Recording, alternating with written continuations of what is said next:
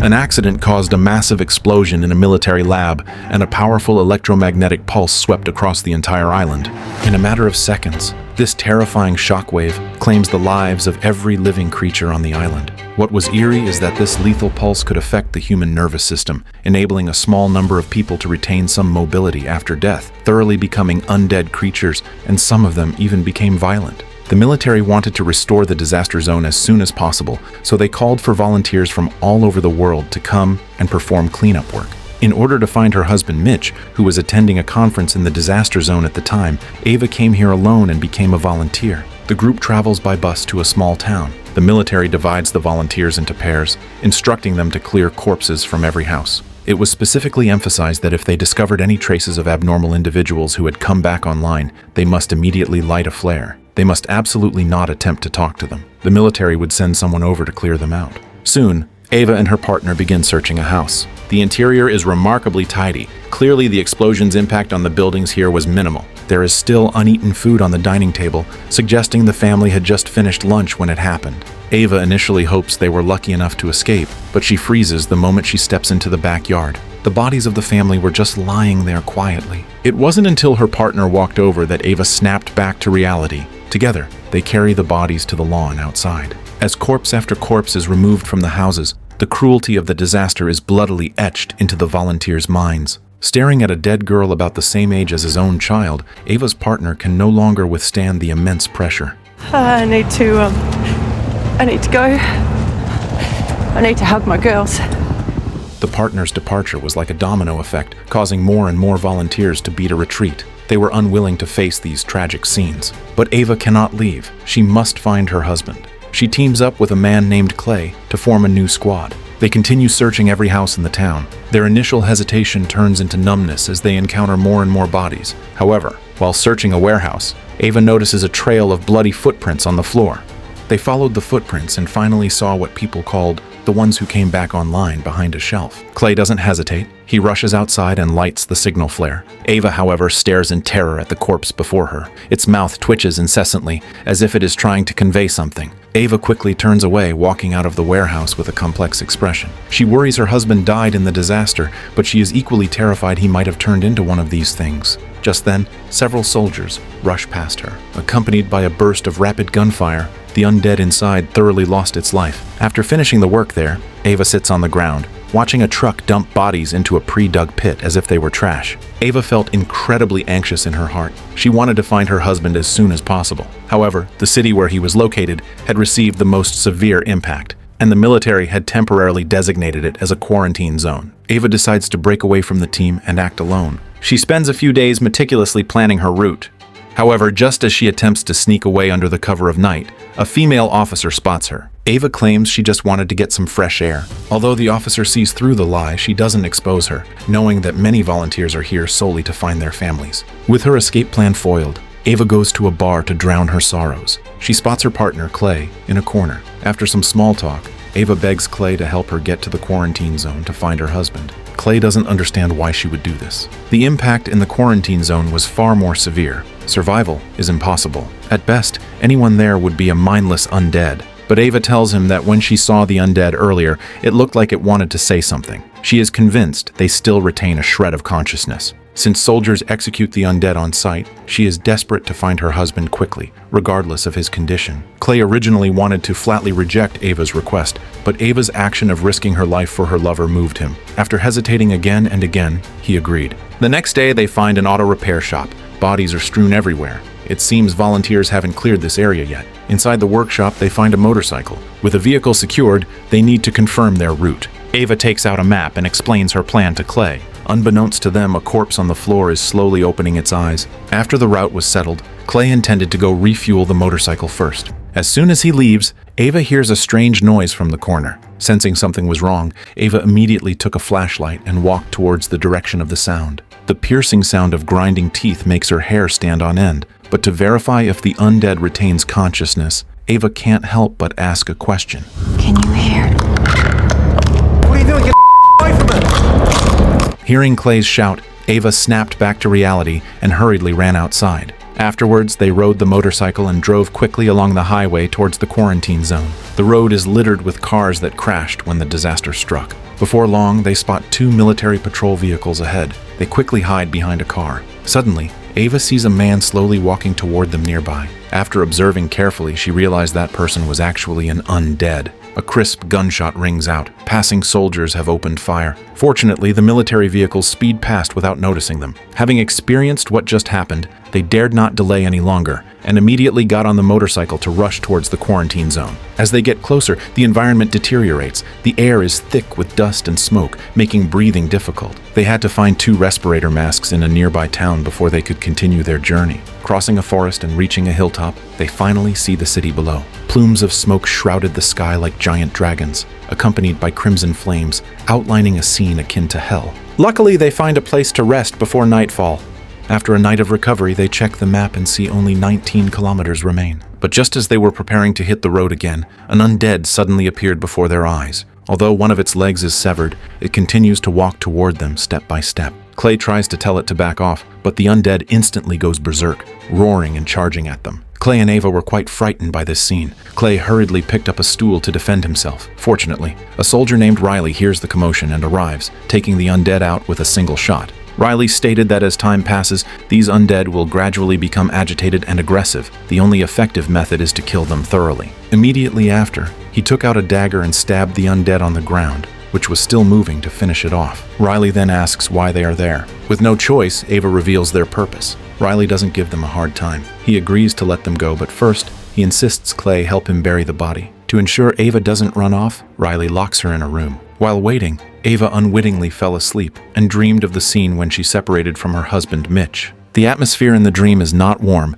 it is exceptionally cold. Mitch says that when he returns, he wants to reconsider their relationship. Ava lies in the bathtub, silent. It is clear their marriage was in trouble. Suddenly, urgent footsteps wake Ava. She hurriedly got up to check, only to find that only Riley was outside the door. Riley explained that Clay lied about going to the toilet and then took advantage of his inattention to ride off on the motorcycle. Ava is shocked. In her eyes, Clay had absolutely no reason to do that. While Ava is thinking, Riley offers a deal she cannot refuse. He promises to take her to the quarantine zone, on one condition. If her husband has become undead, Ava must end his life with her own hands. Riley asks if she still wants to proceed. After a moment of hesitation, Ava agrees. They drive toward the quarantine zone. Halfway there, Riley says he needs to pick something up nearby. Before Ava can agree, he drives to a residential house. He invites Ava inside to eat before they continue. Because she needed his help, Ava couldn't really refuse and had no choice but to agree, albeit reluctantly. While waiting for Riley to eat, Ava looks around the room and notices a photo of Riley with his wife. Seeing this, Riley shares his story.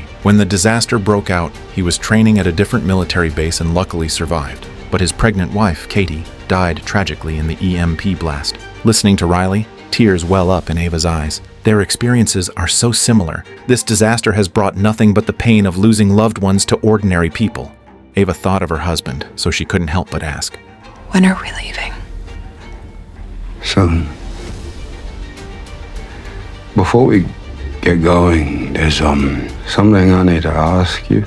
Riley asks Ava to roleplay as his wife and share a dance with him. Since they both lost the loves of their lives in the disaster, Ava doesn't refuse. She changes into the clothes Riley prepared. Accompanied by soothing music, the 2 sorrowful souls embrace and sway slowly. In a trance, Ava feels like she has returned to the past, recalling her first meeting with Mitch. Riley, meanwhile, constantly expresses his love for his wife. However, as the music nears its end, Riley notices Ava isn't wearing his and Katie's wedding ring. He demands she put it on and dance again. Ava cannot accept this. The dance is over, and they should leave for the quarantine zone immediately. Riley's threats terrify Ava. Just as Riley was about to force her, Ava grabbed a table lamp, smashed him to the ground, and then frantically rushed into the bedroom to the side. After blocking the door completely, she finally let out a sigh of relief. But when she turns around, she finds a woman's corpse lying quietly on the bed. It is Riley's wife, Katie. Meanwhile, Riley is shouting anxiously from outside. He tells Ava that only those with a strong obsession at the moment of death become the undead.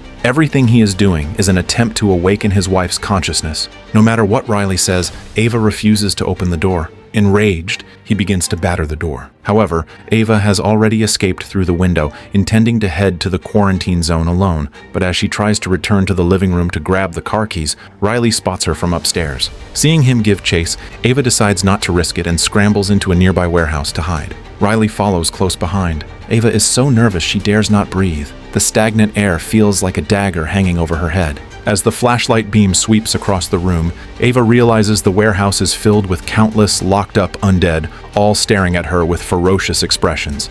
Riley evidently captured them from the surrounding area, hoping to study them to find a way to restore his wife's consciousness. Hearing Riley's shouts getting closer, Ava desperately covers her mouth, terrified of making a sound, but she knows this isn't a solution. After some thought, Ava decisively takes off her own ring and gathers the courage to stand before Riley. Sweetie, I can't find my ring. Did you see it? She agrees to Riley's request. They walk slowly out of the warehouse. She notices the car keys hanging at Riley's waist. When Riley approaches her again, Ava slowly reaches for a weapon behind her. Moments later, Riley stops breathing forever. Ava doesn't hesitate. She takes the keys and gets into the car. But just as she starts the engine, she sees Katie standing right in front of her. Ava is shocked beyond words, but she reacts quickly, slamming on the gas and speeding toward the quarantine zone. In this moment, nothing can stop her from finding her husband. She drove until dawn when a sideways truck blocked her path. It looked like she couldn't continue driving forward. Ava noticed a suitcase on the ground, so she changed out of her dress and walked towards the quarantine zone on foot. She thinks the journey will be smooth, but as she passes an overturned car, an undead figure appears silently behind her. Hearing the piercing sound of grinding teeth, Ava realizes something is wrong. Just as the undead is about to grab her, Ava reacts instantly, grabbing a nearby fire extinguisher and smashing it into the creature. Seeing it stop moving, her racing heart calms slightly.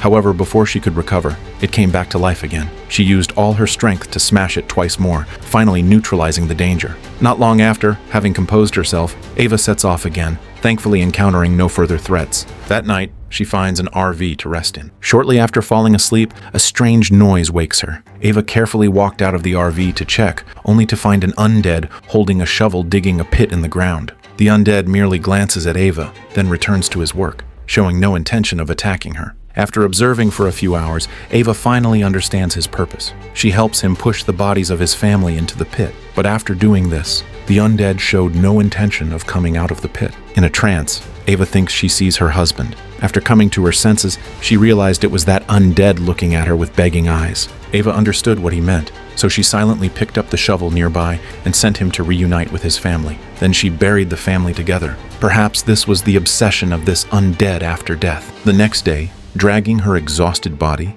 Ava finally arrived near the hotel where Mitch was staying. The blood-stained axe in her hand tells the story of the dangers she faced along the way. After entering the hotel, Ava encountered a waiter on the first floor who had turned into one of the undead. Fortunately, Ava no longer felt afraid at this point and turned to start looking for Mitch. After a thorough search, Ava finally finds Mitch's room. She stroked Mitch's charcoal-like hand, softly calling his name, but reality is cruel. Ava waits for a long time, but Mitch shows no reaction. Then, Ava finds a woman's ID card in the room. A terrible suspicion rises in her mind. She rushes to check the bathroom, but thankfully, no one else is there. However, she discovered the wedding ring placed on the sink. She returns to Mitch's side, calling his name over and over. Ava doesn't understand. She should be her husband's obsession. Why hasn't he woken up like the others? She can no longer hold it back. Tears of unwillingness and regret stream down her face. Just then, a familiar figure appears. It's Clay, who had escaped from Riley. Later, they go to the seaside and share their pasts.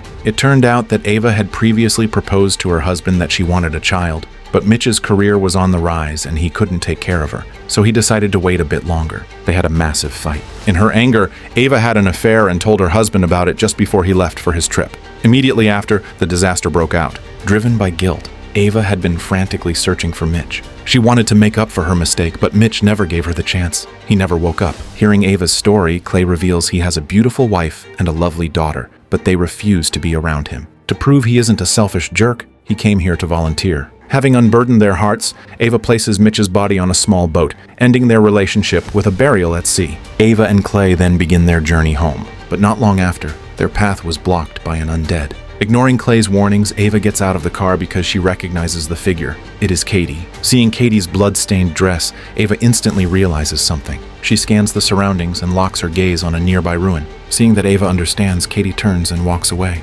Ava, under Clay's confused gaze, desperately rushed towards the ruins nearby. As the sound of a baby's crying reaches her, Ava quickens her pace. When that newborn baby appeared before her eyes, she was shocked beyond words. She carefully picked up the baby, feeling the other's warm body temperature. It was like a faint flame in the cold winter, repairing Ava's shattered soul. And with that, the movie ends.